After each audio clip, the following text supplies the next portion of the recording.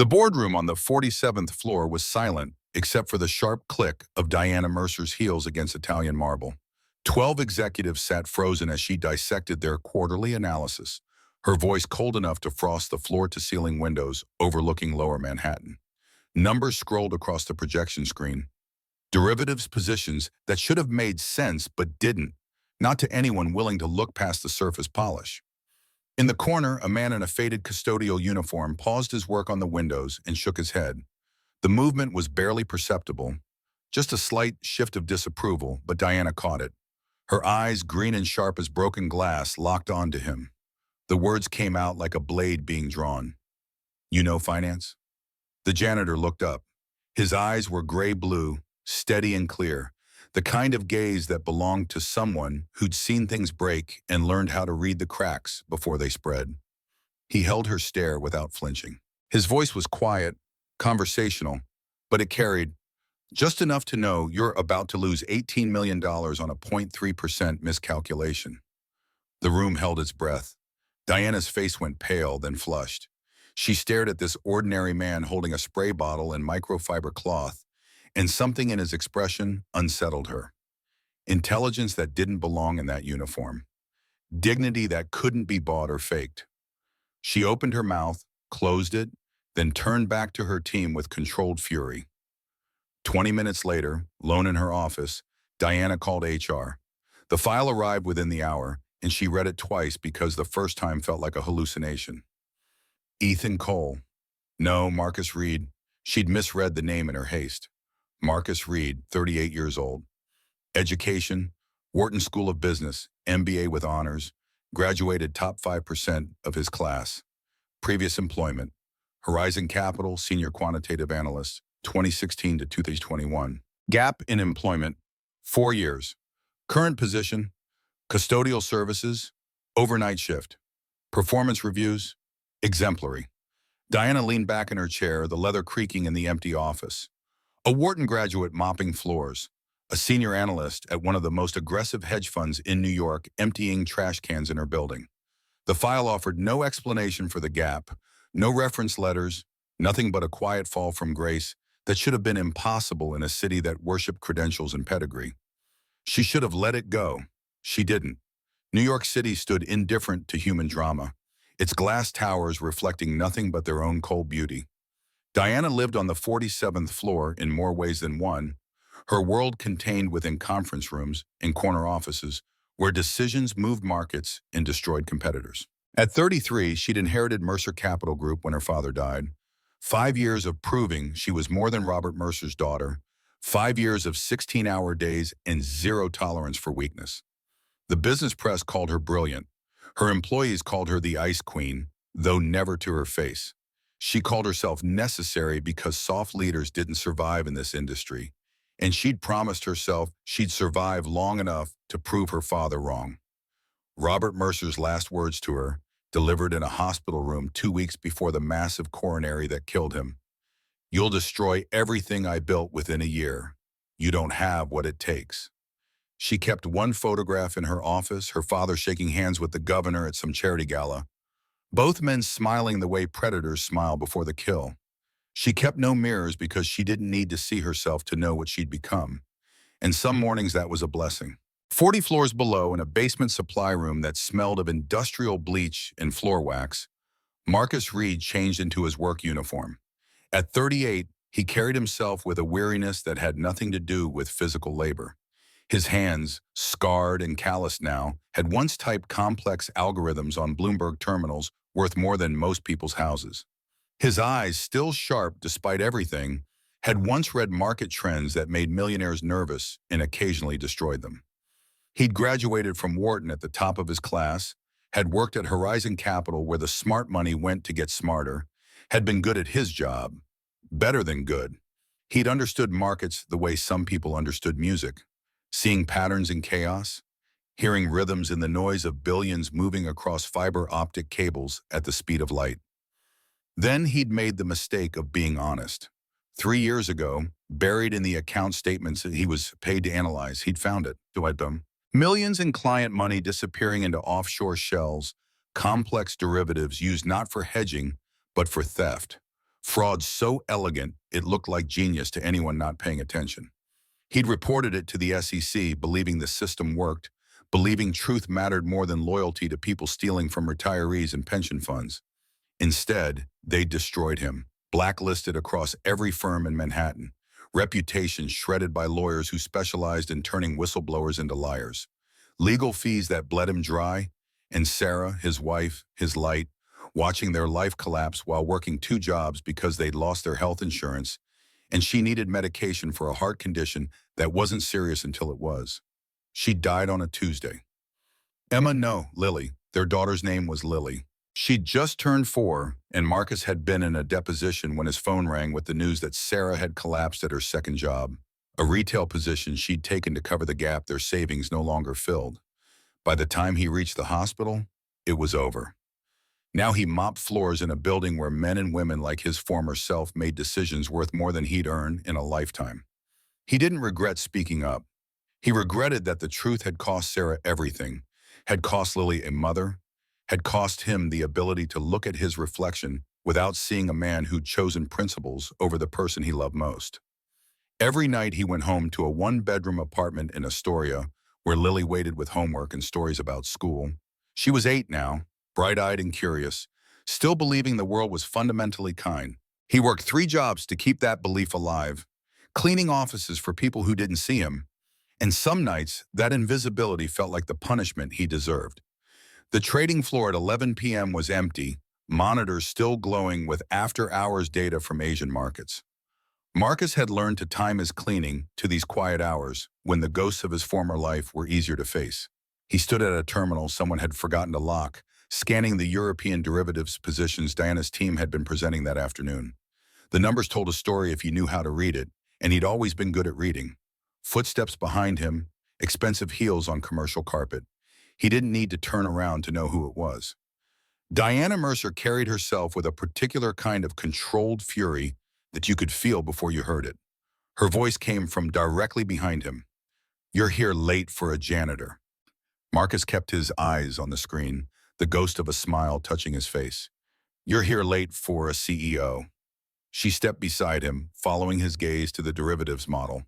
This close, he could smell her perfume, something subtle and probably worth more than his monthly rent. "I want you to look at the European hedge analysis again. My team's been stuck on it for 3 days. He finally turned to face her. She was exactly as he'd expected and nothing like he'd imagined. Beautiful in the way marble sculptures are beautiful, all sharp angles and cold perfection. But her eyes held something he hadn't seen in the boardroom, a desperate kind of exhaustion that came from caring too much and sleeping too little. The words came out before he could stop them. "You're hiring me or ordering me?" Something flickered across her face, surprise maybe, or recognition that he wouldn't roll over simply because she had power and he had none. $500 per session. 3 nights a week, after your daughter's asleep. The surprise must have shown on his face because she continued, "I ran a background check. Single father, 1 child, elementary school age. I don't hire people I don't understand." Marcus felt the old anger rise, the invasion of privacy, the assumption that his life was data to be analyzed. But $500 was groceries for 2 weeks, was Lily's after-school program, was the difference between surviving and drowning. His pride had already cost him everything that mattered. He couldn't afford it anymore.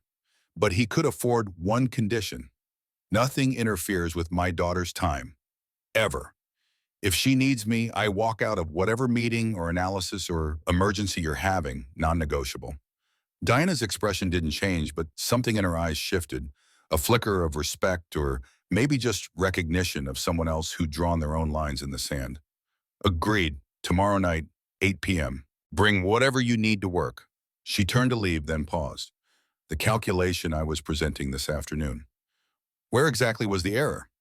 Marcus pulled his worn notebook from his back pocket, flipped to a page of equations written in precise, architectural handwriting. "Your volatility coefficients are inverted. You're using historical data in a forward-looking model. In stable markets, it's close enough to work. In the current environment, you're essentially hedging backwards." He tore out the page and held it toward her. Diana took it, her fingers not quite touching his, and studied the equations. Her eyes moved across the numbers with the speed of someone who actually understood what she was reading, and Marcus revised his initial assessment. She wasn't just powerful, she was competent, which in this industry was far more dangerous. When she looked up, the ice in her expression had cracked just slightly. How long would it take your team to see this? They won't. They're looking for complex problems because complex problems make them look smart when they solve them. This is simple, just wrong. Diana folded the paper with careful precision and slipped it into her jacket pocket. 8 p.m. tomorrow. Don't be late. After she left, Marcus stood alone on the empty trading floor, surrounded by screens showing the pulse of markets that never slept, and wondered what he'd just agreed to. Working for Robert Mercer's daughter. He'd known the name was on Horizon's advisory board, had seen it in the documents he tried to use as evidence before Horizon's lawyers buried everything that mattered. He'd taken this job deliberately, wanting to understand the people who'd destroyed him, wanting to see if proximity to their world would make any of it make sense. It hadn't, but now he was being pulled back in, and the smart thing would be to refuse, to stay invisible, to keep his head down and his daughter safe. $500 a night said he couldn't afford to be smart. Diana Mercer's morning routine was a military operation executed in silence. 5:30 a.m. wake-up, 45 minutes of high-intensity cycling in the building's private gym, shower, black suit, office by 6:45. No breakfast because eating alone felt too much like admission of loneliness. No phone calls because she had no one to call who wasn't paid to answer. Nina Vasquez, her assistant, arrived at 7 with espresso and the morning's crisis list. Nina had worked for Diana for 3 years and had learned not to expect pleasantries. Good morning felt like wasted syllables when there was work to be done. Diana took the coffee without looking up from her screen. The board's asking about Q3 projections? Nina's voice was carefully neutral. Blackwood called twice yesterday. He wants a meeting. David Blackwood, board chairman, 55 years old, a man who'd made his fortune in the kind of deals that looked brilliant on paper and criminal under scrutiny. He'd been her father's choice for the position, which meant Diana had spent 5 years waiting for him to make a move against her. Tell him I'll have numbers by end of week. After Nina left, Diana stood at her window overlooking the financial district, watching the sun paint the glass towers in shades of gold that would burn off by noon. Somewhere below, regular people were starting regular days, worried about regular problems like traffic and coffee and whether their kids had remembered their homework. She'd stopped being regular a long time ago, and most days she didn't miss it. But some mornings, standing in an empty office at 7 a.m. with nothing but numbers and enemies for company, she wondered what it cost to be necessary. Wondered if her father had stood at this same window, asking himself the same question, deciding the answer didn't matter because winters didn't get to be warm. Marcus walked Lily to school every morning, rain or shine, because it was 20 minutes of her undivided attention before the world got complicated. PS 112 sat on a tree-lined street in Astoria, old brick and chain-link fence. The kind of school that did its best with limited resources and teachers who actually cared. Lily chattered the whole way about her science project on weather patterns, about how cumulus clouds were different from cirrus, about how she wanted to be a meteorologist when she grew up because predicting storms seemed like useful magic. Marcus listened to every word, asked questions, made her explain the concepts until she could teach them back to him, because that was how you learn things that stuck. At the school gate, she threw her arms around his waist. Love you, Dad. Love you too, kiddo. What's the rule? If anything feels wrong, I tell Mrs. Patterson immediately, and I never go anywhere with strangers, even if they say you sent them. Perfect. What else? You're picking me up at 5:30, and we're making pasta for dinner because it's Tuesday. He kissed the top of her head, smelling the strawberry shampoo she'd insisted on last week because one of her friends used it. You're the smartest kid in New York. You say that because you're my dad. I say that because it's true. After she disappeared through the doors, Marcus stood at the fence for a moment, watching through the window as she joined her classmates. 8 years old and already more emotionally stable than he'd been at 30. Sarah's influence, still alive in Lily's kindness, in the way she assumed people were good until proven otherwise. He was raising his wife's best qualities in a city that rewarded her worst ones. and some days that felt like the only real victory he'd managed. The first consulting session started exactly at 8 p.m. Marcus arrived in his work uniform because he had to clock in at 10 and there wasn't time to go home and change.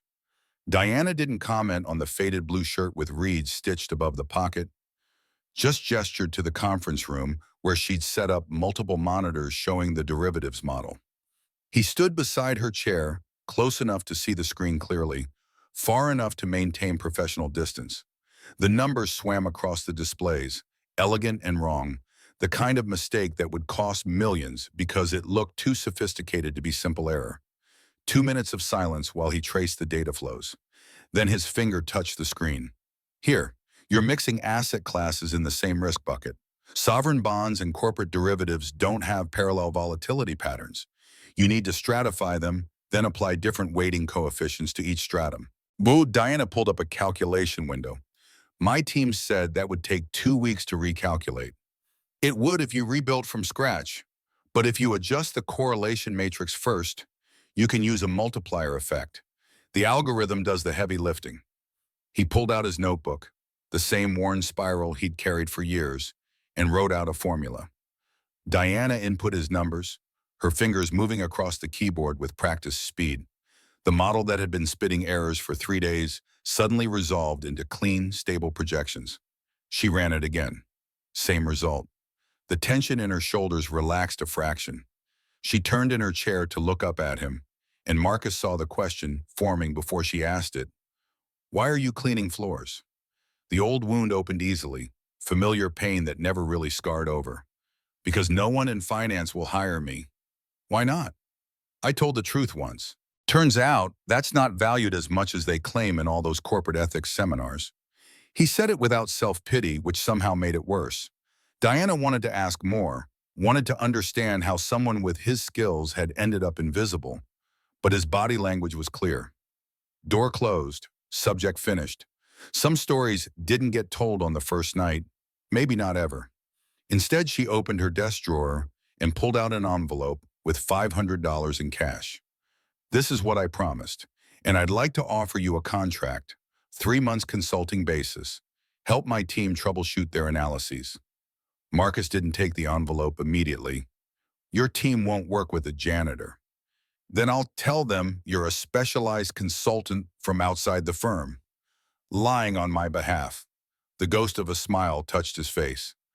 That's not very honest, Miss Mercer. I prefer to think of it as strategic omission. And it's Diana. Miss Mercer was my grandmother. This time he did smile, and it transformed his face, made him look younger, less haunted by whatever ghosts he carried. He took the envelope, tucked it into his pocket without counting it. Same condition as before. My daughter comes first. Always. Understood. After he left, Diana sat in her empty office and realized she was still smiling. She couldn't remember the last time that had happened naturally, not the practiced expression she wore for board meetings or the cold calculations she showed competitors. An actual smile, the kind that came from something other than victory. The sensation felt foreign enough to be dangerous. The whispers started within 48 hours. The CEO was bringing the janitor to meetings. At first, her senior team was merely confused. Mark Stevens, head of quantitative analysis, had built his reputation on being the smartest person in most rooms, and watching a custodian correct his work felt like professional assassination. By the third session, confusion had curdled into resentment. Marcus sat at the far end of the conference table, speaking only when asked, never volunteering opinions or pushing himself forward. But whenever he did speak, the room went quiet, and that silence was starting to feel like judgment. The breaking point came during a presentation on acquisition targets. The team proposed buying Tech Vista, a struggling software company with undervalued assets and strong intellectual property portfolio. The numbers looked solid, the analysis thorough, the opportunity clear. Diana was about to approve when she noticed Marcus frowning at his notebook. She should have ignored it. She didn't. Something wrong? Every head turned towards him. Marcus hesitated, clearly weighing whether speaking up was worth the cost. Finally, the IP portfolio they're valuing at $80 million. Half those patents expire within 18 months. After that, this company has no competitive moat. Mark pulled up the documentation, his face going pale as he scrolled through filing dates and expiration schedules. The silence stretched thin and sharp. When he finally spoke, his voice was tight with controlled fury. "He's right, we missed it." The acquisition was canceled. The meeting ended in brittle tension, team members filing out without meeting each other's eyes. Marcus helped Diana gather the documents, his movements careful and economical. Someone who'd learned to take up minimal space. His voice was quiet. "I'm making enemies for you. You're saving me from expensive mistakes." In corporate politics, that's the same thing. Diana looked at him across the conference table. This man who'd once commanded rooms like this and now entered them apologetically. The question came out before she could stop it. "Don't you get tired of being the smartest person nobody wants to listen to?"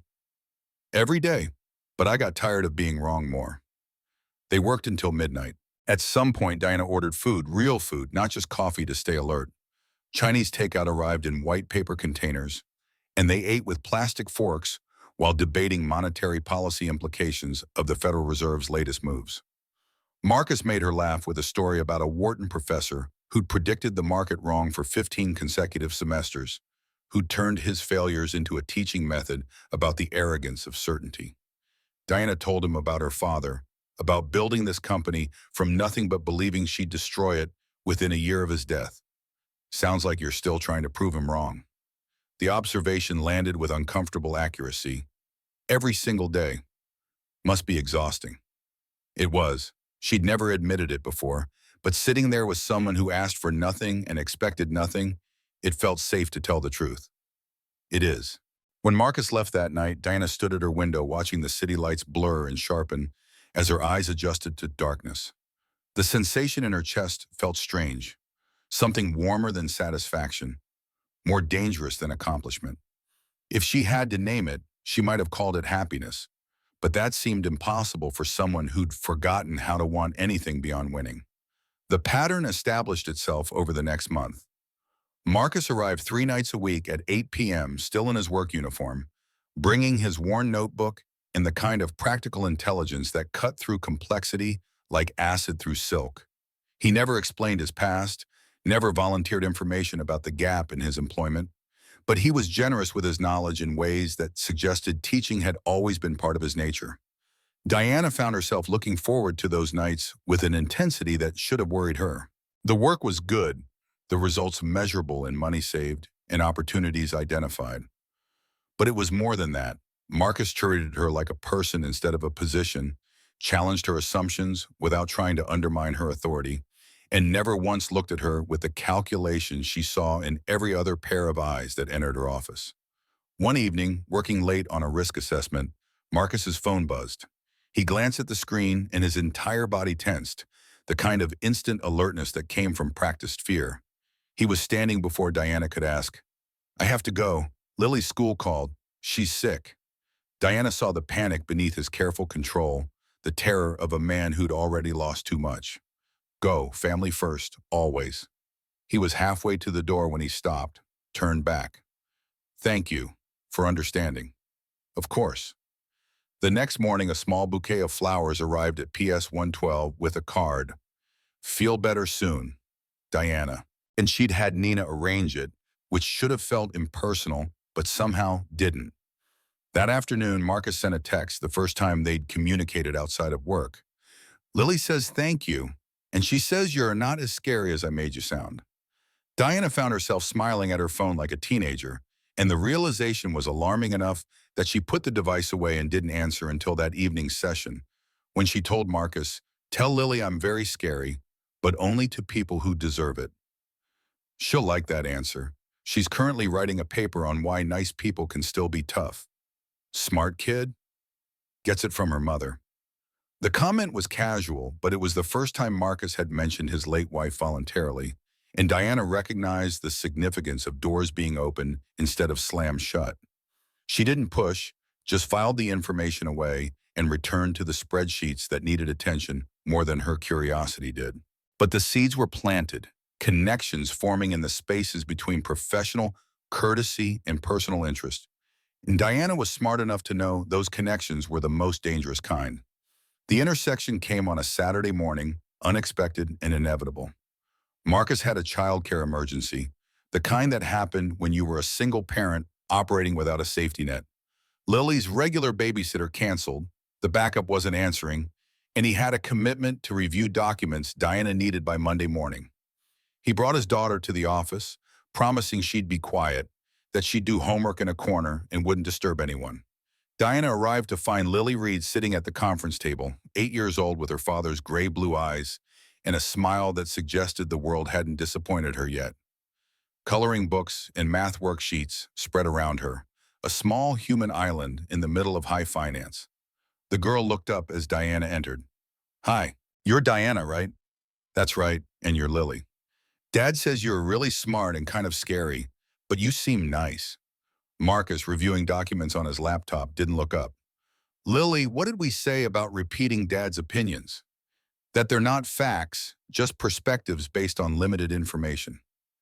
Diana felt laughter bubble up, genuine and unexpected. "Your daughter sounds like a tiny philosopher. She's been reading too many books about critical thinking. It's made her insufferable." Lily threw a crayon at her father with the accuracy of long practice. "You love that I'm insufferable." Fair point. Diana found herself sitting down, pulled into the orbit of their easy affection. She helped Lily with a math problem about fractions, explained compound interest in terms simple enough for an 8-year-old to grasp, watched the girl's eyes light up with understanding. Marcus worked nearby, occasionally glancing up to make sure his daughter wasn't being too much trouble, and Diana realized this was what normal families look like. The casual intimacy of people who'd built something together instead of just existing in parallel. After an hour, Lily fell asleep on the conference room couch, exhausted from a week of school and the quiet comfort of being near her father. Diana and Marcus worked in silence, the only sound the soft rhythm of the child's breathing and the occasional rustle of documents. Marcus's voice was quiet when he finally spoke. "Thank you for letting her be here. She's wonderful. You're doing something right. Most days I'm just trying not to do everything wrong." He paused, then added, "Her mother would have been better at this. Sarah knew how to make life feel like adventure instead of survival." It was the most he'd said about his wife, and Diana understood she was being trusted with something precious. "Lily seems pretty adventurous to me. Happy, loved. Those are the important things. You sound like you know something about it." Diana surprised herself by answering honestly, "I know what it's like to grow up with a parent who valued success over happiness. My father measured love in quarterly results and considered warmth a weakness. Lily won't have that problem." "No," Marcus agreed, "she won't." They worked another hour before Lily woke, yawning and disoriented. Marcus packed up their things, but at the door, Lily turned back. "Can I come again sometime? This is better than staying home alone." "You stay home alone?" Diana's voice was sharper than she intended. "Only when Dad has to work all 3 jobs and the sitter cancels. I'm very responsible." Marcus's face carried the shame of every parent forced to make impossible choices. "I check on her every 2 hours. She knows all the emergency procedures. It's not ideal, but—" Diana cut him off. "Bring her here. When you need to. Better she's here with you than home alone." "I can't ask you to—" "You're not asking. I'm telling you. This office is empty most weekends anyway. Might as well have someone in it who appreciates the view." After they left, Diana stood at her window and watched them cross the plaza below, Marcus's hand on his daughter's shoulder, Lily chattering about something that made her father smile. The ache in Diana's chest was unfamiliar, something like longing mixed with recognition of what she'd sacrificed to build her empire of glass and steel. She'd chosen power over connection so many times it had become reflex. But watching Marcus with Lily, seeing the richness of their small life, she wondered if winning had made her poor in ways that mattered more than the balance sheet she'd been taught to worship. The question was dangerous enough that she pushed it away and returned to work, because work at least gave clear answers and measurable results, unlike the messy uncertainty of wanting things that couldn't be quantified or controlled. The late-night sessions continued, 3 times a week becoming 4, then 5. The work was genuine, the problems real, but somewhere in the 3rd month, the conversation started drifting past professional courtesy into something more personal. Diana told Marcus about the pressure of being Robert Mercer's daughter, of walking into rooms full of men who'd known her father and watching them calculate whether she'd inherited his genius or just his name. Marcus told her about Wharton, about believing in meritocracy and discovering too late that loyalty mattered more than competence, that the system wasn't designed to protect people who expose its flaws. He didn't talk about his wife yet, not directly, but Diana could see the shape of his grief in the way he checked his phone obsessively around 8:30 every night, making sure Lily had gone to bed safely, that she hadn't needed him while he was choosing work over presents. One Tuesday in late spring, working through projections for Q2, Diana asked the question she'd been avoiding. Why did you really leave finance? Marcus set down his pen with careful precision. I didn't leave, I was erased. That's not an answer. It's the only one I have right now. Diana pushed. I read about Horizon Capital, the fraud case, the SEC investigation. Your name wasn't in any of the public documents. That's because Horizon's lawyers were very good at making sure names like mine disappeared while names like theirs got quietly settled. His jaw was tight, the words coming out clipped and controlled. I'm not ready to tell that story yet. Maybe I never will be. I'm sorry. I shouldn't have. It's fine. But his body language said it wasn't, said there were wounds that didn't heal just because time passed. And Diana backed off because she recognized the walls when someone built them high enough to feel safe behind. They worked in silence for another hour, the tension slowly dissolving into the familiar rhythm of analysis and solution. When Marcus finally left, he paused at the door. For what it's worth, you're nothing like your father. You didn't know him. I didn't have to. You look at spreadsheets and see real people's money, real lives that could be destroyed if you make wrong choices. That's not how men like Robert Mercer operated. After he was gone, Diana sat in the darkness of her office and wondered how Marcus knew so much about her father, why he'd chosen those specific words, what he wasn't saying beneath the careful compliments. The unease settled into her chest like smoke, invisible but suffocating. The sense that she was missing something obvious that would matter later when it was too late to prepare for the impact. The revelation came on a Thursday evening, buried in documents Diana had requested for a presentation on corporate governance. She was building a case study on fraud prevention, using Horizon Capital as the cautionary tale every business school would recognize. The advisory board membership was listed in the appendix, names and dates of service, dry facts that should have been meaningless. Robert Mercer, advisory board member, 2018 to 2020. Diana stared at her father's name, the dates clicking into place with sickening clarity. Marcus had worked at Horizon from 2016 to 2021, had discovered fraud and reported it, had been destroyed by the company's legal machine. Her father had been on the advisory board during those years, had signed off on restructuring plans and governance reviews, had his name attached to the same institution that had ruined the man currently sitting across from her. Marcus hadn't noticed yet, absorbed in his own analysis. Diana pulled up the full documents, scanning through board meeting minutes and strategic planning memos, finding her father's signature on page after page of decisions that should have protected investors and instead protected fraud. The nausea was immediate and physical. Her voice came out too sharp. Did you know about this? Marcus looked up, confused. Know about what? Diana turned her screen toward him, watching his face as he read the board roster. She saw the moment recognition hit, the way his entire body went still, the careful neutral expression that meant he was processing information he'd hoped to avoid. The words felt thick in her throat. My father was part of the company that destroyed you. You knew this. How long have you known? I found out 2 weeks ago. I was reviewing my old SEC filings and cross-referenced with public records. His voice was steady but quiet, the tone of someone delivering bad news they'd already made peace with. I don't know how much he knew. Maybe nothing.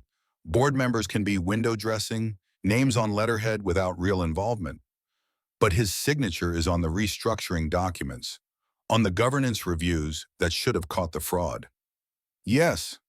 Diana felt the floor tilt beneath her, the careful structure of her world cracking open to reveal rot underneath. And you didn't tell me? When exactly should I have told you? The first night? Hi, I'm Marcus. Your dead father maybe destroyed my life. Mind if I fix your derivatives model? His control slipped just enough to show anger beneath. I didn't want to lose this. Whatever this is becoming. This.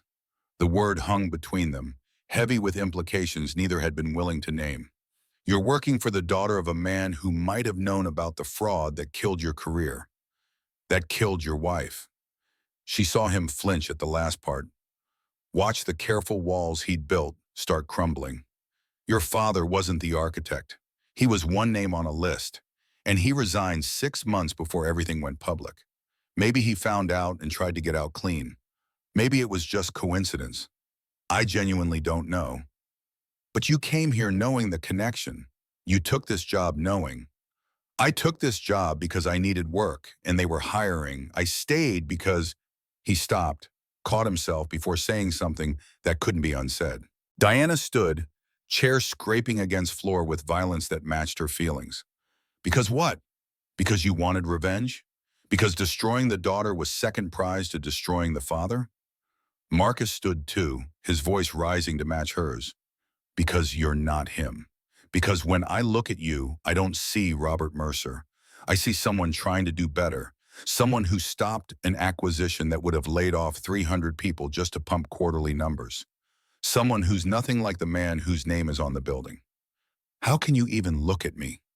He stepped closer, close enough that she could see the gray threaded through his hair at the temples, the scar on his forehead she'd never asked about, the exhaustion that came from caring too much for too long. Because when I look at you, I see someone who could have become her father and chose not to. I see someone fighting against their own worst instincts every day. Same as me. His hand touched her cheek, gentle as a question she wasn't sure how to answer. Diana felt tears she'd held back for 5 years suddenly there, hot and unwelcome, all the loneliness and pressure, and years of proving she was worthy of a legacy that had been built on lies. The words came out broken. I'm sorry for everything you lost, for being part of.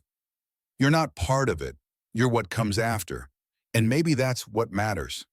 Then he was kissing her, or she was kissing him, and it didn't matter who moved first because they were both reaching for the same thing. Forgiveness, connection, proof that something good could grow from the ruins of everything they'd lost. His hands were in her hair, hers clutching his shirt, and the kiss tasted like desperation and hope mixed together in proportions she couldn't measure. They pulled apart, breathing hard, the air between them charged with everything they'd been avoiding for 3 months.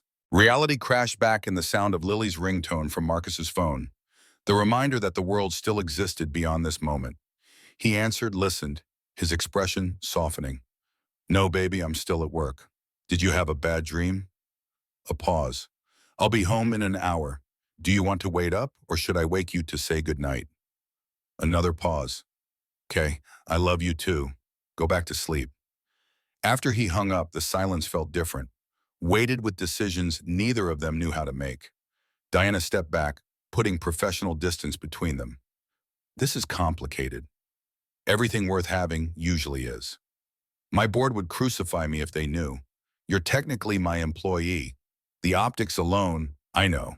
And I'm the guy who got destroyed by powerful people before. Getting involved with someone who has power over my employment is probably the stupidest thing I could do. Diana met his eyes. So what do we do? Marcus considered, then gave her the truth she'd come to expect from him. I don't know, but I know I don't regret this, and I think you don't either. She didn't. That was the problem. She should have been calculating risk, measuring exposure, protecting herself from liability. Instead, she was standing in her office at midnight, lipstick smudged and heart racing, feeling alive for the first time in years. The smart thing would be to end it now, clean and professional, before anyone got hurt worse than they already were. But Diana had spent her whole life doing the smart thing, being the necessary thing, choosing power over happiness. So many times it had become her default setting. Maybe just once she could choose something else. Same conditions as before, she said finally. Your daughter comes first, always. And we're careful, discreet.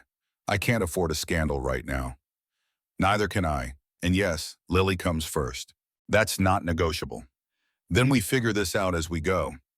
Marcus nodded, picked up his notebook, started gathering his things. At the door, he turned back. Your father's involvement with Horizon. Whatever he knew or didn't know, that's his legacy to deal with, not yours. You're building something different. After he left, Diana pulled up her father's files again, reading through the documents with new eyes, looking for signs of what Robert Mercer had known and when. The emails were careful, legally vetted, nothing that would stand as proof in court. But between the lines, she could see him asking questions, pushing for transparency, getting answers that must have made him uncomfortable enough to resign. He'd known something. Maybe not everything, but enough. And he'd chosen to protect himself instead of the people being robbed. Had walked away quietly while men like Marcus tried to stop the bleeding and got destroyed for it. Diana closed the files and stared at her reflection in the darkened window. She looked like her father, had his eyes and his build and his ability to make hard decisions. But Marcus was right. She wasn't him. She'd inherited his empire but refused his ethics, had learned from his mistakes even if she hadn't known the full extent of them until tonight. The question was whether that would be enough when everything started falling apart, because in her experience, things always fell apart eventually. The only variable was how much you lost in the collapse. The morning after carried the weight of decisions made in darkness that looked different in daylight.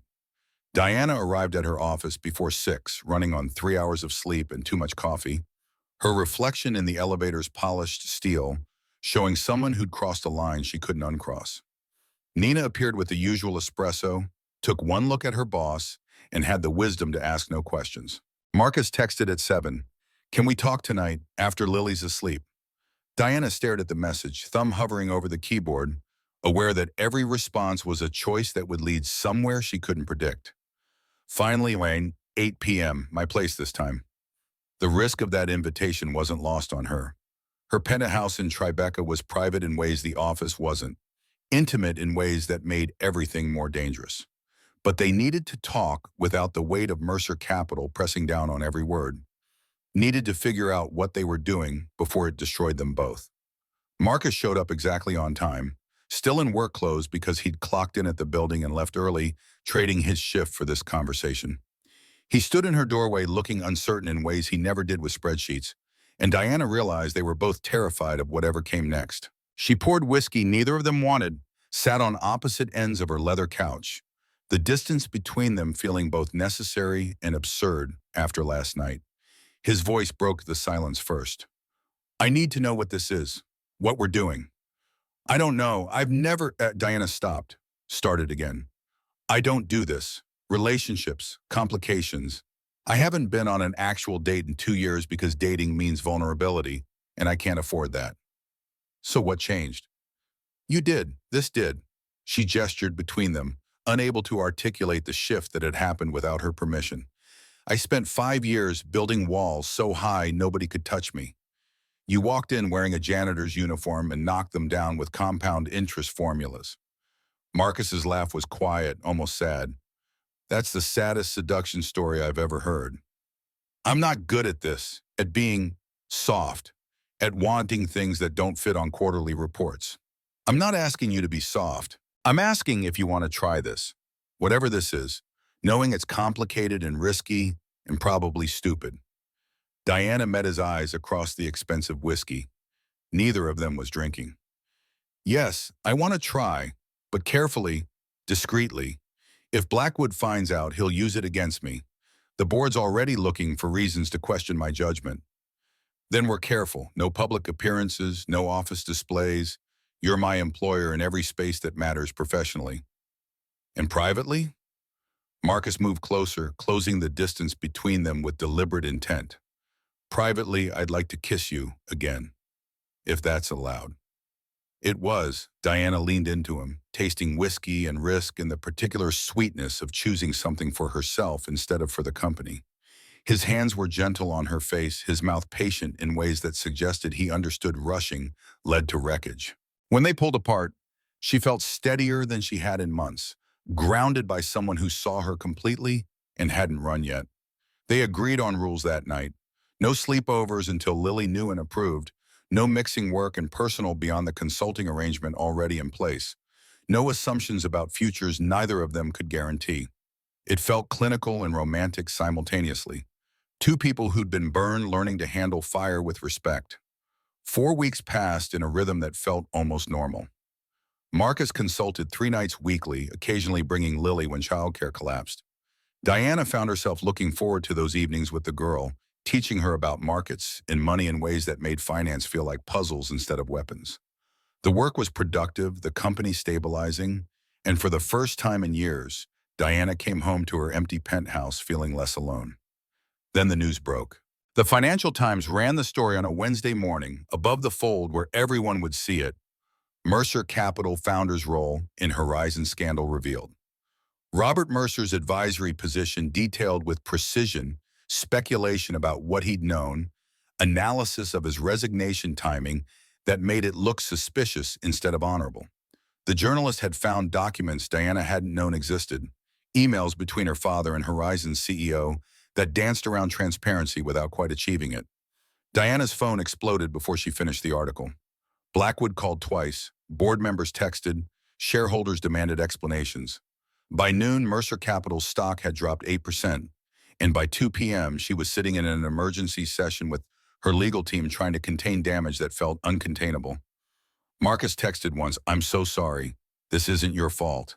But it felt like her fault, felt like punishment for the sin of being Robert Mercer's daughter, for inheriting wealth built on foundations that couldn't withstand scrutiny. She didn't answer because she didn't know what to say, didn't know how to explain that shame had a weight that crushed regardless of whether you'd earned it. The board meeting was scheduled for 2 weeks later, proper notice given, protocol followed even as everyone knew this was an execution dressed as procedure. David Blackwood called it himself, his voice on the phone, carrying satisfaction he didn't bother hiding. The board needs to discuss the implications of your father's involvement for the company's reputation and your continued leadership. Diana understood threats when they were wrapped in corporate courtesy. Of course, I'll prepare a full briefing on separation of past governance from current operations. You do that. She had 14 days to build a defense against accusations she couldn't fully refute. Her father had been involved with Horizon. He had signed documents and attended meetings and lent his reputation to an institution running fraud complex enough to fool regulators. Whether he'd known the extent didn't matter to the court of public opinion, and public opinion moved markets more efficiently than any algorithm.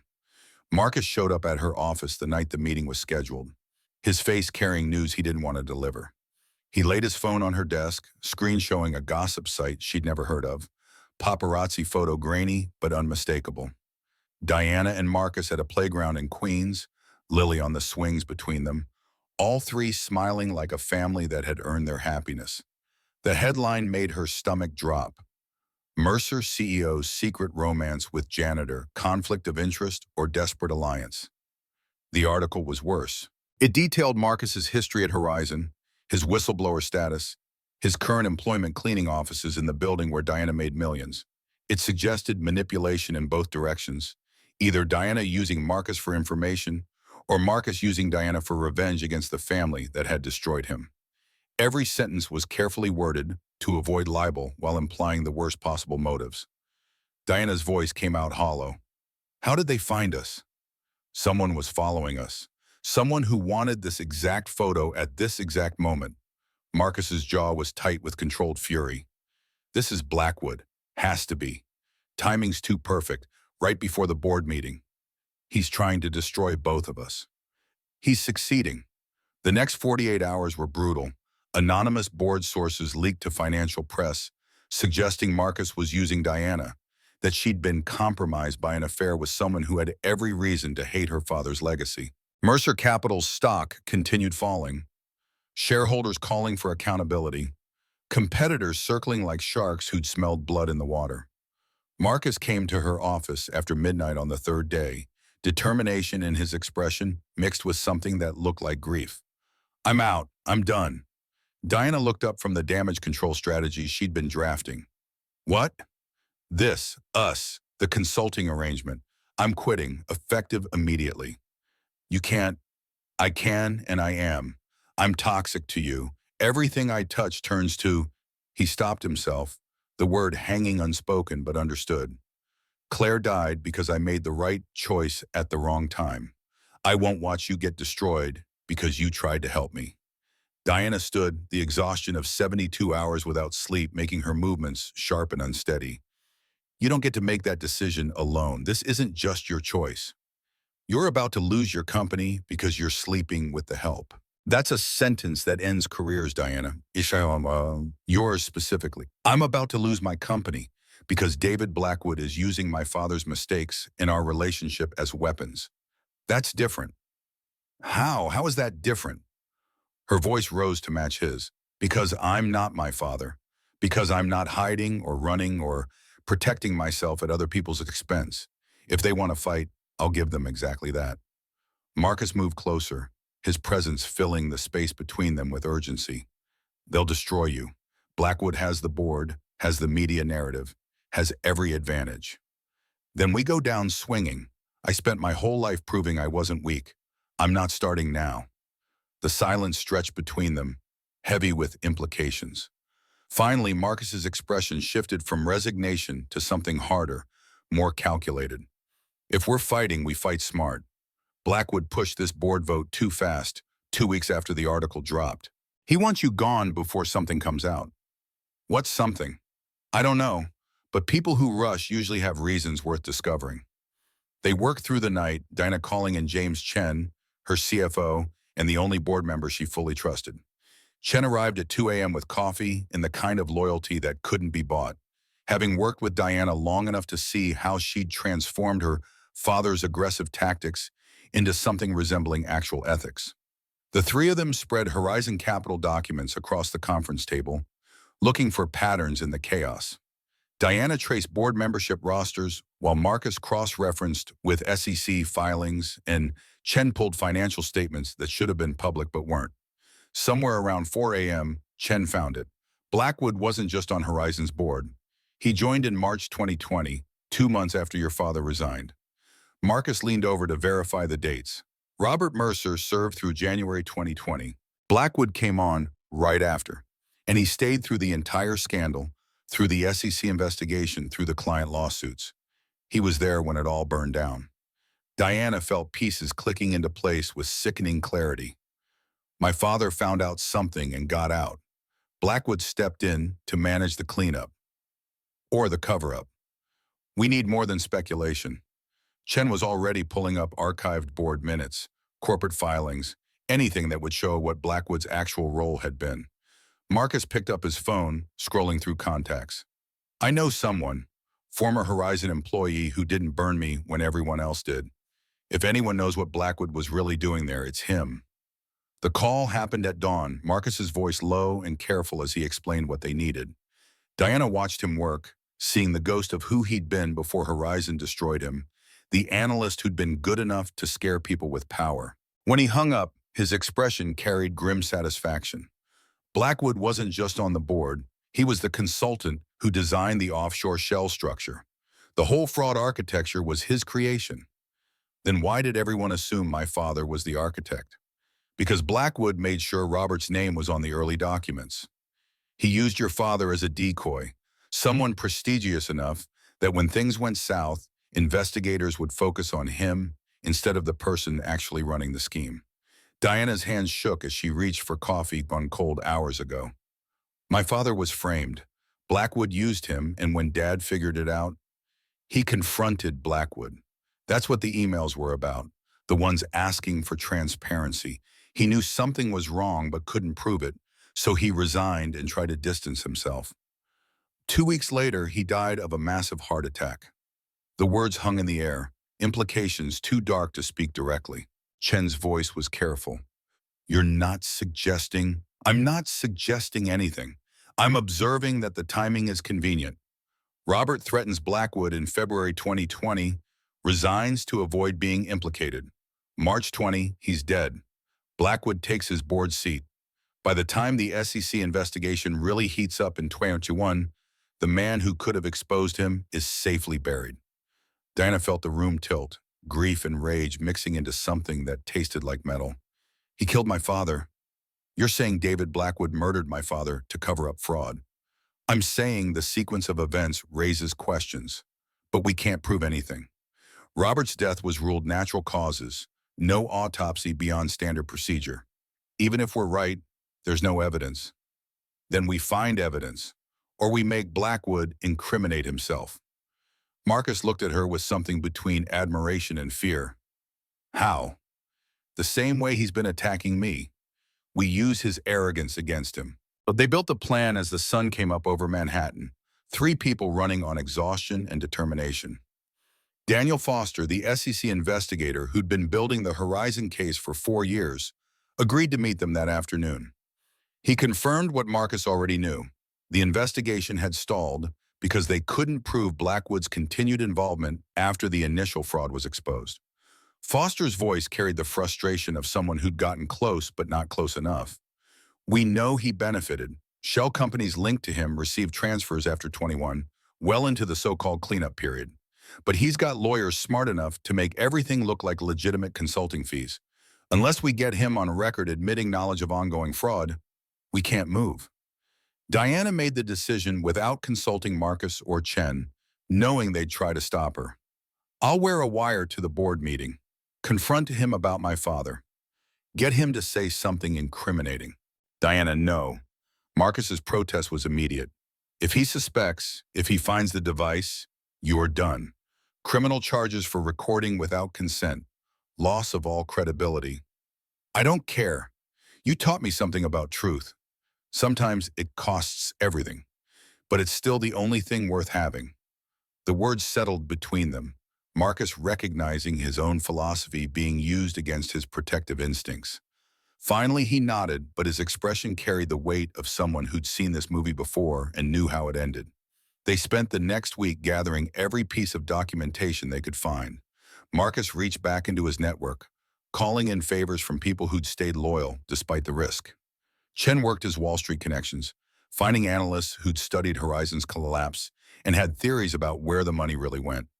Diana prepared her presentation, building a case that would at minimum raise questions, at maximum destroy Blackwood completely. The night before the board meeting, Marcus came to her penthouse. They didn't talk about strategy or evidence or the 100 ways tomorrow could go wrong. Instead, he told her about Sarah, really told her, giving Diana the full story he'd been holding back for months. His voice was quiet but steady. We met at Wharton. She was studying social work while I was learning how to make rich people richer. She used to joke that we balanced each other out, my numbers and her humanity. When Horizon blew up, when I got blacklisted, she never once suggested I should have kept quiet. She was proud of me for trying to stop them. Even when it cost everything? Especially then. Sarah believed integrity mattered more than comfort. She got 2 jobs to keep us afloat, worked herself into exhaustion, while I fought lawyers who made more in an hour than we made in a month. Her heart condition wasn't serious, just something to monitor. But monitoring requires health insurance, and we'd lost ours. The medication was expensive, the checkups expensive, everything expensive, when you're poor in a city designed for wealth. Diana reached for his hand, the only comfort she could offer for pain that couldn't be fixed. You don't have to. I want you to understand, the night she died, I was in a deposition. Horizon's lawyers grilling me about my motives, suggesting I was mentally unstable, financially desperate, willing to lie for a settlement. My phone rang and I ignored it because they'd trained me not to break for anything. When I finally checked, there were 14 missed calls from the hospital. By the time I got there, she'd been gone for 2 hours. Marcus. Lily was at a neighbor's house, 4 years old, waiting for her mom to come home, and I had to explain that mom wasn't coming back, that daddy's choice to tell the truth had killed her. His voice cracked on the last words, and Diana pulled him close, holding someone who'd been carrying too much for too long. They sat like that for a long time, the New York skyline glittering outside her windows, neither of them speaking because some grief was too big for language. Eventually, Marcus pulled back, wiping his eyes with the kind of embarrassment men learn when vulnerability is treated as weakness. I'm telling you this because tomorrow's dangerous. If it goes wrong, I need you to know the stakes. I've already lost the person I loved most in the world. I'm not losing you too. You won't. We're in this together. Equal partners. Promise me something. If it falls apart, if Blackwood wins, you walk away and rebuild. Don't let this destroy you the way it destroyed me. Diana kissed him instead of promising, because she couldn't promise something they both knew was a lie. If tomorrow went wrong, she'd fight until there was nothing left to fight with, because Robert Mercer's daughter didn't know how to surrender, even when surrender was wise. The boardroom filled by 9 a.m., 12 members present, along with legal counsel and selected shareholders. Diana walked in wearing a black suit and the wire that felt like betrayal and justice simultaneously. Marcus waited outside, not allowed in but present, his steady faith the only thing keeping her spine straight. David Blackwood called the meeting to order, his voice carrying the satisfaction of someone who'd already won. We're here to vote on the removal of Diana Mercer as CEO of Mercer Capital Group, citing conflicts of interest and reputational damage stemming from her father's involvement in the Horizon Capital scandal and her inappropriate relationship with a former whistleblower currently employed in custodial services. The words stung because they were designed to, each one carefully chosen to diminish and humiliate. Diana kept her face neutral, her hands steady on the folder containing evidence that would either save or destroy her. Before Blackwood could continue, she spoke. Before we vote, I have information relevant to this board's governance and decision-making. This isn't a trial, Diana. No, it's a board meeting, and I have documentation that directly impacts our fiduciary duties and this company's leadership. She pulled up her presentation, 20 minutes of forensic analysis showing Blackwood's role in Horizon's fraud structure. Board members shifted uncomfortably as the evidence accumulated, the picture becoming clear even to those who'd rather not see it. Robert Mercer's name appeared in early documents, but the actual offshore architecture bore Blackwood's digital signature, his consulting firm's fingerprints, his accounts receiving ongoing payments long after the supposed cleanup.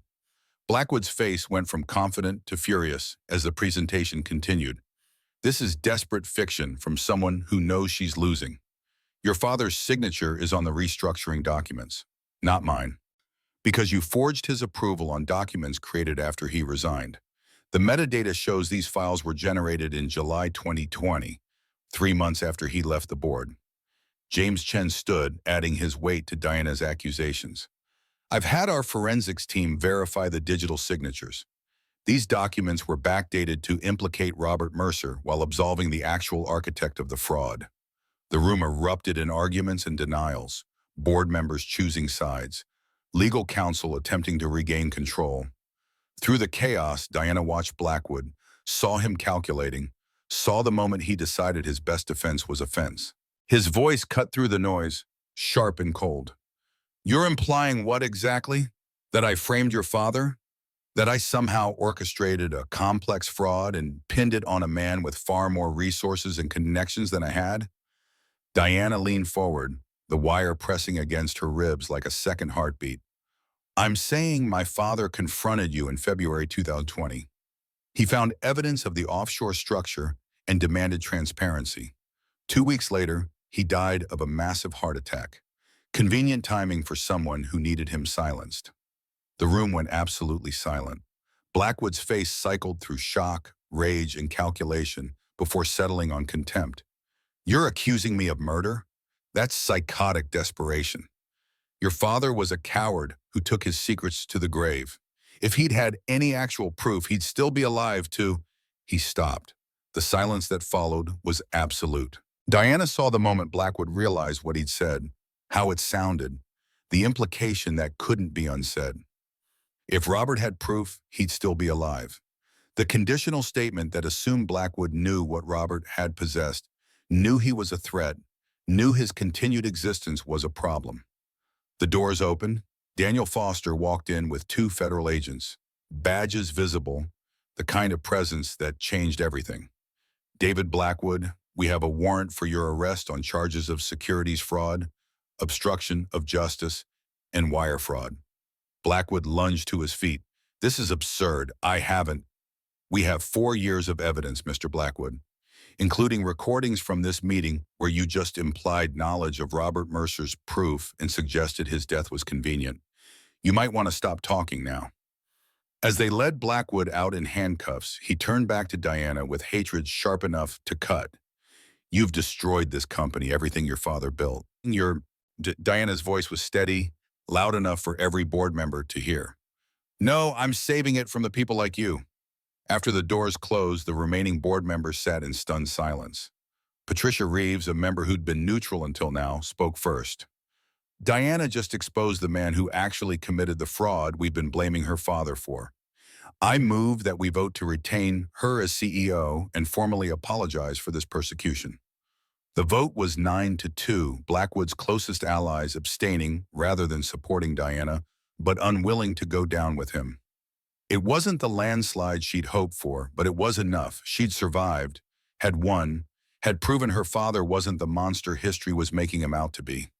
Marcus was waiting in the hallway when she emerged, and the relief on his face was worth every risk she'd taken. He didn't ask how it went, could read the answer in her expression, in the way she walked toward him without the weight that had been crushing her for weeks. His arms came around her, solid and safe. You did it. We did it. They stood like that for a long moment, two people who'd gambled everything and somehow won. But as they walked toward the elevator, Marcus's phone buzzed with an email notification. Diana felt him tense against her, saw his hand shake slightly as he read whatever message had arrived. His voice was carefully controlled. SEC wants my full testimony, complete deposition about Horizon, about what I knew and when, about Claire. Diana understood immediately. Winning today meant reliving the worst moment of his life in front of lawyers and investigators who would dissect his grief looking for inconsistencies. It meant opening wounds that had barely begun to scar, facing the system that had failed him once, and asking it to believe him now. She took his hand, felt the tremor he was trying to hide. You don't have to do this alone. Not this time. I know, but it still terrifies me. They left Mercer Capital together, walking into sunlight that felt too bright after the darkness of the boardroom. Diana had saved her company and vindicated her father's memory. Marcus had helped bring down the man who'd destroyed his career and killed his wife, even if they couldn't prove the latter. By any measure, they'd won. But victories in their world always came with costs deferred, and as they walked through Manhattan's indifferent crowds, Diana wondered what price they'd have to pay for justice that had taken too long and cost too much. The aftermath of victory felt less like triumph and more like surviving a car crash, the adrenaline wearing off to reveal bruises that would take weeks to show their full damage. Diana spent the next 3 days in damage control, restructuring the company with surgical precision, cutting ties to ventures that couldn't withstand ethical scrutiny.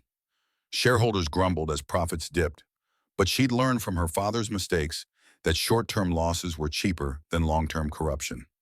Marcus's SEC testimony was scheduled for the following Monday, and Diana watched him withdraw into himself as the date approached. He still came to her penthouse in the evenings, still held her like someone afraid of drowning, but the light that had been returning to his eyes dimmed with each passing day. On Saturday, she found him standing at her window at 3 a.m., staring at the city like it held answers he couldn't find. Her voice was soft in the darkness. You don't have to go through with this. Yes, I do. Foster needs my testimony to lock the case. Without it, Blackwood's lawyers will tear apart the circumstantial evidence and he'll walk on a technicality. But the cost! Marcus turned to face her, his expression carrying a weariness that went bone deep. The cost is already paid. Claire's already dead. Lily already grew up without her mother. All I can do now is make sure it meant something. The deposition lasted 7 hours. Diana waited outside the federal building, ignoring calls from the office, watching the minutes crawl past with the particular torture of helplessness. When Marcus finally emerged, his face was gray, his hands shaking so badly he could barely hold his phone. She drove him home in silence because some pain was too big for comfort, and he sat in the passenger seat staring at nothing while tears ran down his face unchecked. At his apartment, Lily ran to greet them with the innocent enthusiasm of 8-year-olds who hadn't learned yet that the world broke people. Marcus caught her up in his arms, buried his face in her hair, and Diana saw his shoulders shake with sobs he'd been holding back for 7 hours of clinical questioning about the worst day of his life. She left them alone, walking home through Queens as the sun set, understanding that some spaces belonged only to father and daughter, that her presence in Marcus's life didn't give her access to every corner of his grief. But the walk felt longer than it should have, and by the time she reached her building, the fear had settled in her chest like a stone. They'd won the battle, but the war was eating Marcus alive, and she didn't know how to help someone who was drowning in trauma dressed as justice. For 3 days, Marcus didn't answer her calls. Nina reported that he'd requested a leave of absence from his custodial position, citing family emergency.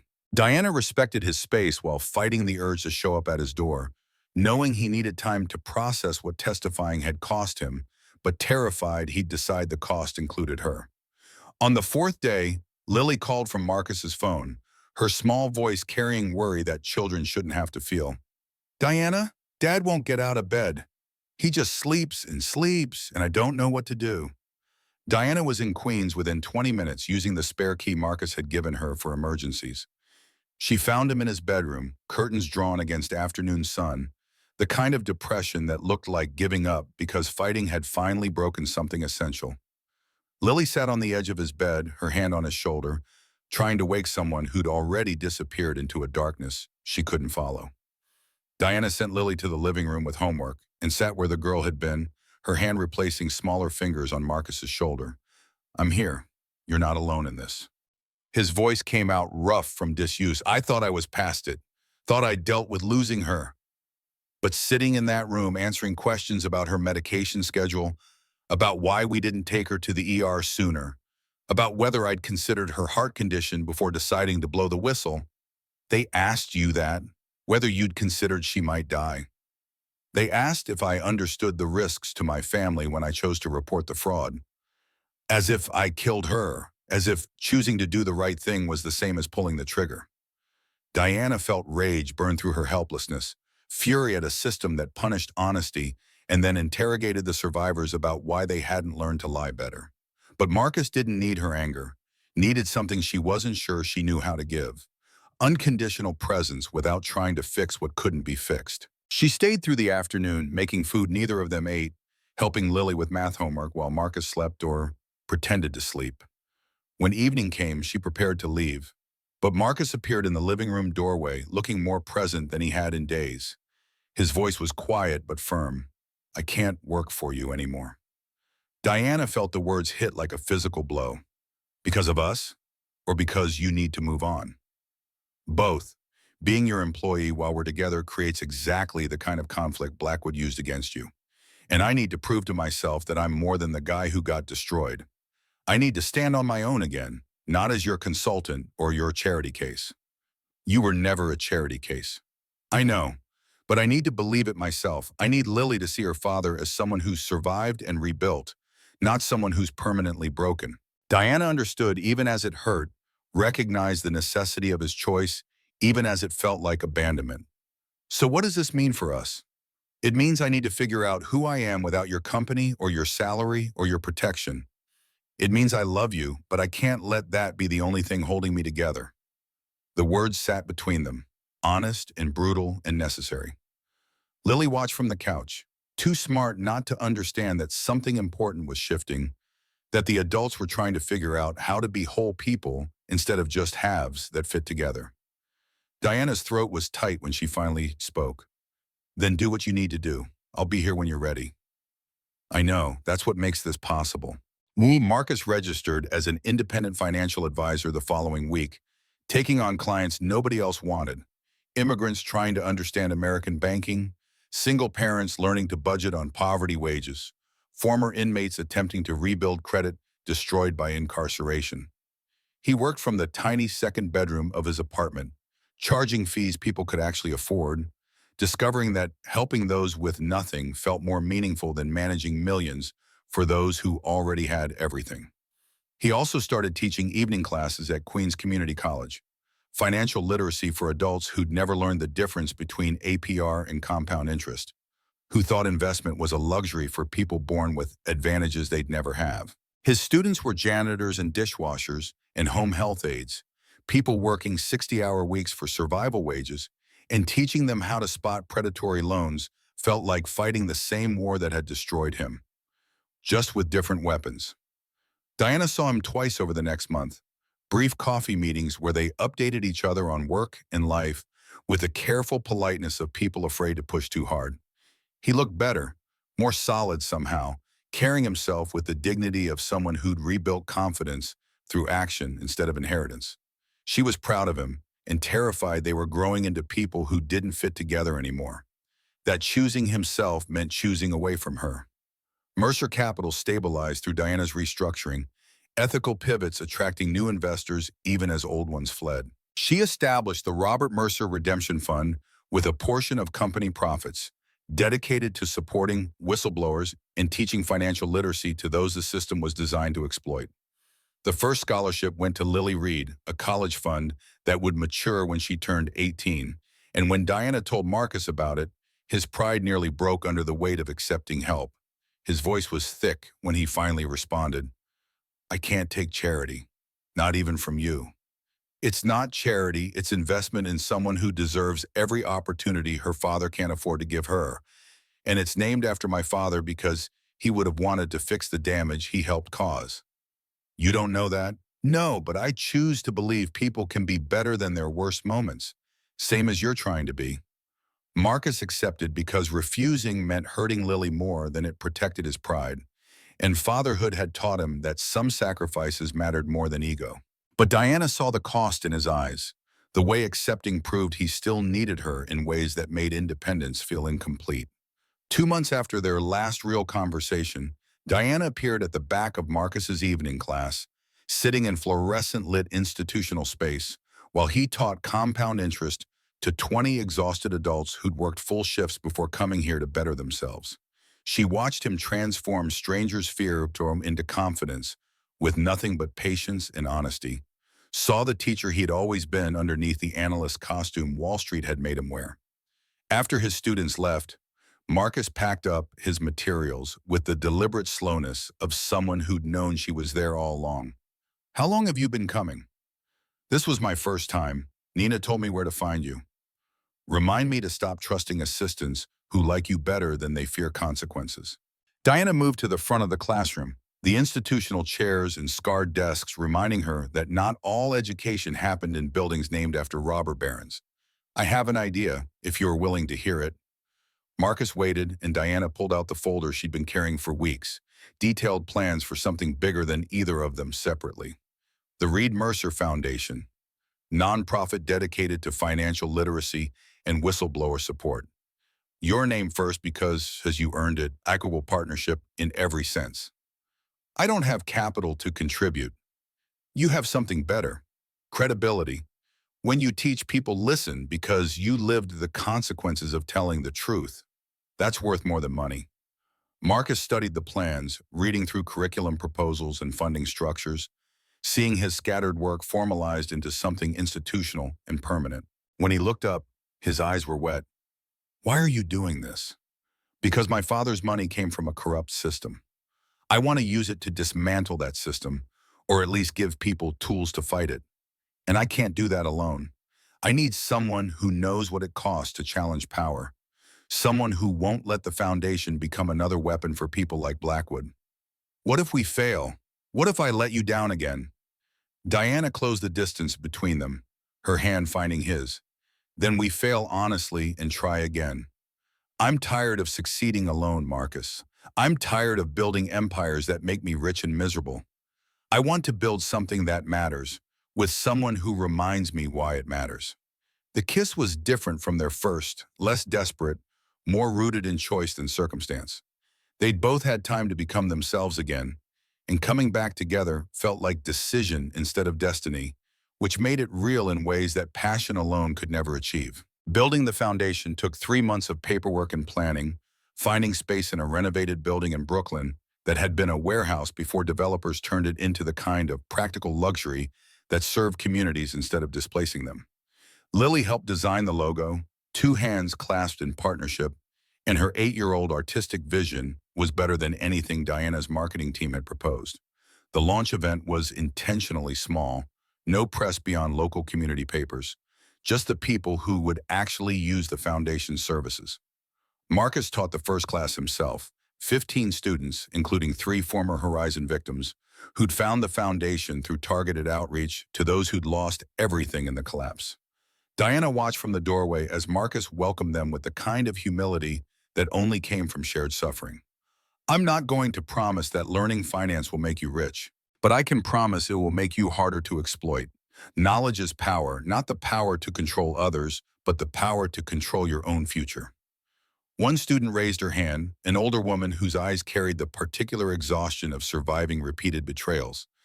But the system is rigged. Banks lie, companies lie, even the teachers lie sometimes. What good is understanding when everyone's cheating? Marcus's smile was sad but genuine. You're right, they do. But when you understand how it works, you can spot the lies before they cost you everything. You can protect yourself, and maybe eventually, you can change it. The class ran 2 hours. Marcus patient with every question, never making anyone feel stupid for not knowing things the system had deliberately kept complicated. After the students left, one man stayed behind, weathered and careful, the kind of person who'd learned to expect disappointment. His voice shook when he spoke. Mr. Reed, I lost $400,000 in the Horizon collapse. My retirement fund, my daughter's college savings, everything I'd saved for 40 years of factory work.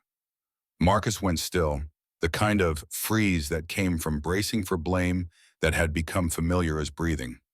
Diana stepped forward, ready to intervene, but the man continued. I wanted to thank you. The words didn't make sense. Marcus's face showed confusion mixed with something that looked like pain. Thank me? For trying to stop them. For sacrificing your career. Your wife. I spent years angry, hating everyone involved. Then I read about what you did, how they destroyed you for reporting the fraud. Someone fought for people like me. That matters. Marcus couldn't speak. The vindication he'd waited 4 years to receive finally arriving in a community college classroom from a stranger who'd lost everything. The tears came without permission, and Diana watched something break open in him. Grief and validation mixing into catharsis that should have come years ago. The man left quietly, understanding some gratitude was too heavy for conversation. Diana went to Marcus, found him sitting in a student desk built for someone half his size, crying with the abandon of someone who'd finally received permission to stop carrying guilt that wasn't his to bear. Her arms came around him from behind. You okay? His voice was broken, but somehow whole. I spent 3 years thinking Sarah died for nothing. That speaking up was pointless, that the system crushed me and nothing changed. And now you know it mattered, that her sacrifice meant something. How do I live with that? Knowing she'd be proud, but also knowing she's not here to see it? Diana had no answer except presence, holding someone who'd survived 2 months and was finally allowing himself to grieve properly. They sat like that until the janitor came to lock up, until Marcus pulled himself together enough to walk out into Brooklyn evening with something lighter in his expression than she'd seen since the day they met. That night at his apartment with Lily already asleep, Marcus laid out what he'd been afraid to say. I want to do this, really do this, full time, foundation, teaching, building something that outlasts us. And us, what does that look like? I don't know, but I know I love you, and I know I want Lily to grow up seeing that good people can build good things, even after the world tries to break them. Diana pulled him close, tasting possibility mixed with risk. Then we build it together, real partners in everything. Equal partners. No more employer-employee dynamics, no more power imbalances, just 2 people trying to make something worthwhile. Deal. 9 months passed in the hard work of turning vision into reality. The foundation expanded to 3 locations, Brooklyn, Queens, and the Bronx, serving 150 students across evening and weekend programs. Marcus taught most classes himself, recruiting other financial professionals who'd grown tired of optimizing wealth for people who already had too much. Diana managed funding and operations, discovering that running a nonprofit required different skills than running a corporation. That success, measured in lives changed, felt more satisfying than success measured in dollars accumulated. They moved in together, not Diana's penthouse, but a brownstone in Brooklyn they bought jointly, equal names on the deed. Lily got her own room, decorated with her artwork and science projects, and she called Diana by her first name because calling her Mom would have dishonored Claire's memory. But the 3 of them built something that felt like family anyway. Sunday mornings at the farmer's market, and Tuesday night pasta dinners becoming rituals that made the week navigable. Marcus still had nightmares sometimes, waking gasping from dreams where he arrived too late, where Claire died over and over in variations that all ended the same. But Diana learned to wake with him, to sit in darkness until the panic passed, to remind him that grief didn't have an expiration date, but neither did healing. Slowly, the nightmares came less frequently, and the mornings after became easier to face.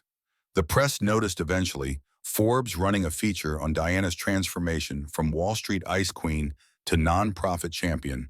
The New York Times profiling Marcus as the whistleblower who'd turned personal tragedy into public service. The attention was uncomfortable, both of them preferring the work to the publicity, but it brought donors and students and validation that what they were building mattered beyond their own need for redemption. On a Friday evening in early autumn, Diana came home to find Marcus and Lily at the kitchen table, the girl reading an essay she'd written for school while her father listened with the attention he gave everything she said. Diana poured wine she wouldn't drink and stood in the doorway, listening to Lily's 8-year-old wisdom about success. Her voice was clear and confident. Success isn't money or fame or having a big house. Success is going to sleep knowing you helped someone today. My dad lost everything and found something better. Diana gave up being scary to be happy. They taught me that falling down isn't failure. Staying down is. Marcus's eyes found Diana's across the kitchen, and the look that passed between them held everything they'd survived to get here. Lily had been 4 when her mother died, 8 now, and those years had contained enough grief for a lifetime. But she was growing up believing the world could be good because the adults in her life had refused to let cruelty make them cruel, had chosen to build instead of destroy, even when destruction would have been justified. Diana moved into the kitchen, sat at the table with them. "That's a perfect essay, Lily. Your teacher's going to love it." "Do you really think so? Dad says I use too many big words." Marcus smiled. "I said you use advanced vocabulary. That's different from too many words." "Advanced vocabulary is just big words wearing a suit." They laughed, easy and genuine, the kind of moment that looked simple from outside but was built on foundations of shared trauma, transformed into deliberate joy. After dinner, after Lily went to bed, Marcus and Diana stood at their bedroom window looking out at Brooklyn's more modest skyline, so different from the glass towers where they'd first collided. His voice was contemplative. "Do you miss it? The power, the corner office, making decisions that moved millions?" "Sometimes. I'd be lying if I said I didn't. But I don't miss being alone in that office at 3 a.m. wondering if winning was worth what it cost to win. And now? Now I'm standing here with you, and our daughter is asleep down the hall, and tomorrow we're teaching people how to spot financial predators. That feels like winning in ways the old life never did." Marcus turned to face her fully. "Our daughter?" The words had slipped out naturally, but Diana didn't take them back. "If that's okay, I know I'm not her mother, will never be her mother, but she feels like mine anyway, in all the ways that matter. Sarah would have liked you, would have appreciated that you didn't try to replace her, that you let Lily remember her mother while also being someone Lily could count on. I learned from watching you. You never tried to make me forget my father's flaws, just helped me separate his mistakes from my identity. Figured I could do the same for Lily with her mom's memory." They stood together as the city lights blurred and sharpened with the hour. Two people who'd been broken, finding out that broken things could be reformed into something stronger than the original if you were willing to do the work. The foundation was growing, their relationship was solid, and for the first time in years, Diana felt like she'd built something that would matter after she was gone. The morning brought its own gifts, Lily bouncing into their room at dawn with the enthusiasm of children who hadn't learned that weekends were for sleeping. "Can we go to the foundation today? I want to help set up for tomorrow's class." Marcus groaned into his pillow. "It's Saturday. Normal people sleep until at least 7 on Saturdays." "But we're not normal people. We're people who change the world." Diana laughed, pulling the girl into bed between them. "We didn't change the world. We changed our corner of it. That's all anyone can do." "Then I want to help change more corners. The world has a lot of corners." Later at the Brooklyn location, Diana watched Marcus teach, while Lily organized materials with the seriousness of someone given important responsibility. The space was modest compared to the offices Diana had once commanded, but it felt fuller somehow, occupied by people who needed what it offered instead of people who took because taking was what power allowed. During the break, an older student approached Marcus, a man Diana recognized from the first class months ago. His hands were shaking as he pulled out a folder. I wanted to show you something. I took what you taught and started tracking my expenses, built a budget. Last month, I had enough left over to start saving. First time in 20 years I've had money that wasn't spoken for before I earned it. Marcus's smile was genuine, warm in ways Diana still marveled at after everything he had survived. That's excellent work. What are you saving for? My granddaughter's birthday. She wants this science kit, costs $60. Before, I would have put it on a credit card, paid interest until it cost me double. Now I'm saving $5 a week until I have enough to buy it outright. That's exactly how you build security. Small, consistent steps instead of big, desperate moves.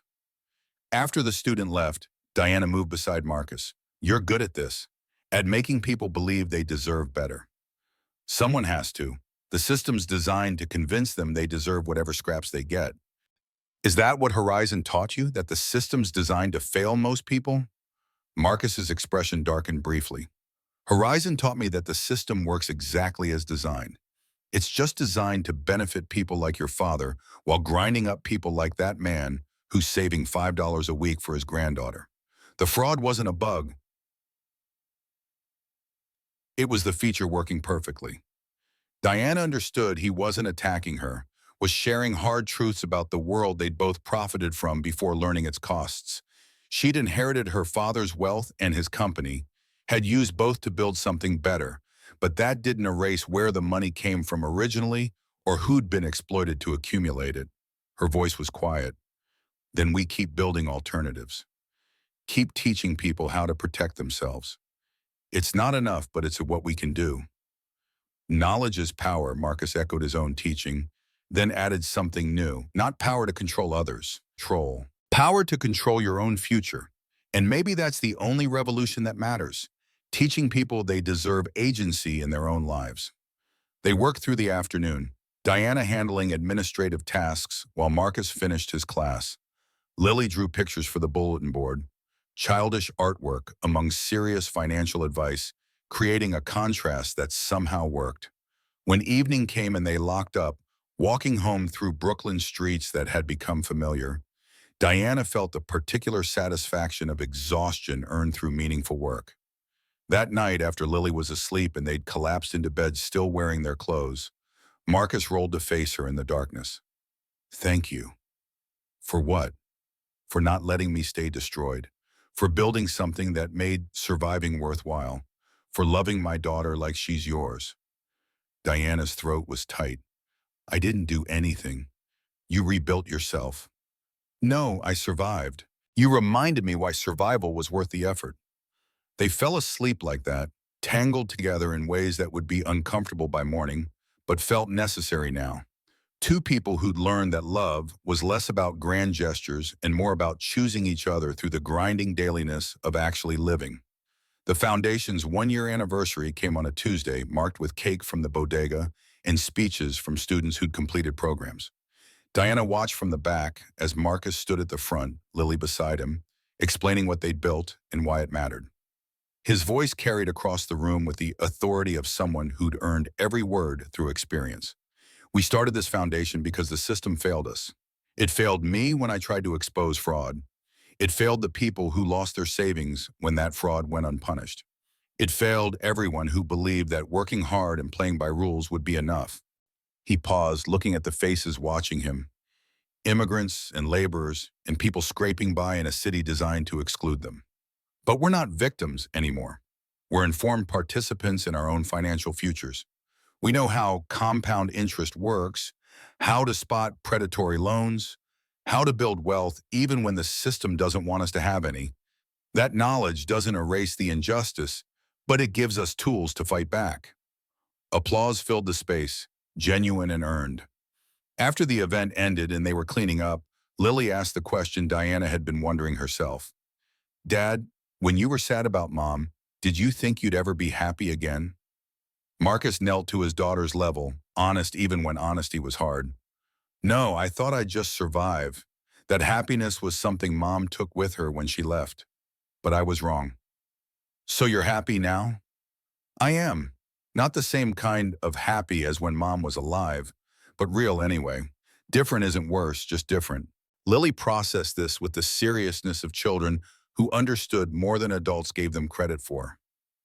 I'm glad you're happy, and I think Mom would be too.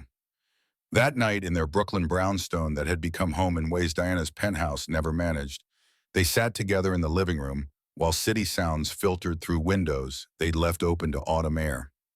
Lily was reading Marcus grading papers from his community college class, and Diana reviewing foundation financials that showed modest success in metrics that actually mattered. The domestic piece of it felt radical after years of chaos, and Diana understood that this was the real victory.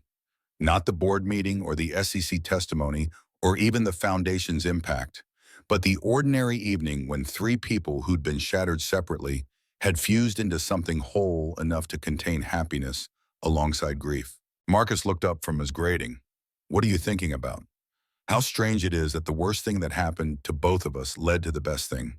Your destruction at Horizon, my father's death, all of it was terrible and necessary somehow. I don't know if necessary is the right word, but maybe inevitable. Maybe we needed to lose everything to understand what mattered. Lily closed her book. That's too philosophical for Tuesday night. Can we order pizza? With mushrooms? Diana asked, knowing the answer. Mushrooms are a crime against pizza. Lily's response was automatic. This argument, one they had had dozens of times without ever resolving. Marcus laughed. Finally, something you two agree on. They ordered pizza without mushrooms, argued about movies until Lily fell asleep on the couch between them, and eventually carried her to bed before returning to their own room. In the darkness, Diana found Marcus's hand. Do you still have nightmares? Sometimes. But they're different now. Less about losing Claire and more about losing this. Losing you and Lily and everything we've built. You won't. We're in this together all the way through. Promise? Diana kissed him instead of answering, because some promises were too big for words and had to be lived instead of spoken. They'd both learned that the hard way, had both survived enough broken promises to know that actions mattered more than declarations. Tomorrow they'd wake early, walk Lily to school, spend the day teaching people how to build better futures from the wreckage of pasts that hadn't been fair. It was so small work in the grand scheme of institutional corruption, but it was their work, built on foundations of honesty instead of convenience, designed to help instead of harm. And if that wasn't redemption exactly, it was close enough to feel like winning. Part 3 complete. Word count 5,497.